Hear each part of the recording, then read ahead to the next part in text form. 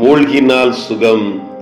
சீரிய ராஜாவின் படைத்தலைவனாகிய நாகமான் குஷ்டரோகம் நீங்கி சுகமாய் மாறுவதற்கு முக்கிய காரணம் இஸ்ரவேல் தேசத்திலிருந்து கொண்டு வரப்பட்ட சிறு பெண் மாத்திரமல்ல.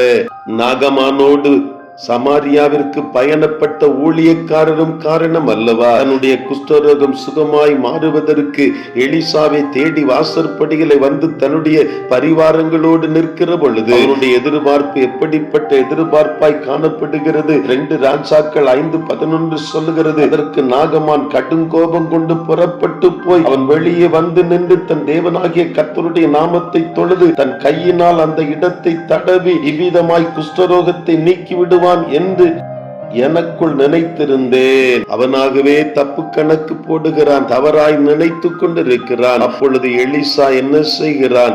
7 முறை ஸ்நானம் பண்ணும்படி சொல்லி அனுப்பி விடுகிறான். தன்னை மதிக்கவில்லை என்கிற சுயம் மேலெலும்பி வருகிறது. திரும்பி போகக்கூடிய சூழ்நிலைகளை அவனுடைய ஊழியக்காரர் அமர்த்துகிறார்கள். தகப்பனே, அந்த தீர்க்கதரிசி ஒரு பெரிய காரியத்தை செய்ய சொல்லி இருந்தால் நீர் அதை செய்வீர் அல்லவா? ஸ்நானம் பண்ணும் அப்பொழுது சுத்தமாவீர் என்று அவர் உம்மோடே சொல்லும் போது செய்ய வேண்டியது எத்தனை அதிகம் என்று சொன்னார்கள். 2 ராஜாக்கள் 5:13 இப்படியா எழுதப்பட்டிருக்கிறது. என்றைக்குமே இந்த உலகத்திலே நாம் பெரிய பெரிய காரியங்களையே எண்ணி பார்த்து கொண்டிருக்கிறோம். ஒரு சாதாரண மருத்துவரால் இந்த காரியத்திற்கு சுகத்தை கொடுக்க முடியாது. பெரிய மருத்துவமனைக்கு சென்றால் தான் இந்த காரியத்திலிருந்து விடுதலை கிடைக்கும் என்றெல்லாம் தவறாய் பல நேரங்களிலே எண்ணிக்கொண்டிருக்கிறோமே. சாதாரண அற்பமான நபர்கள் மூலமாய் ஆண்டவர் அற்புதத்தை செய்ய வல்லவர். அதோடு மாத்திரமல்ல, ஏதோ ஒரு பெரிய அறுவை சிகிச்சை செய்துதான்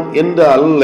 யோர்தானிலே 7 தரம் மூழ்கினால் சுகம் உண்டாகும் என்கிறதை வேதம் பதிவு செய்கிறது. இன்றைக்கு சாதாரணமாய் சில காரியங்களை செய்கிற பொழுது மிகப்பெரிய வியாதி நம்மிலிருந்து குணப்பட்டு விடுகிறது. நம்மையும் இன்றைக்கு அர்ப்பணிக்க அழைக்கப்பட்டிருக்கிறோம்.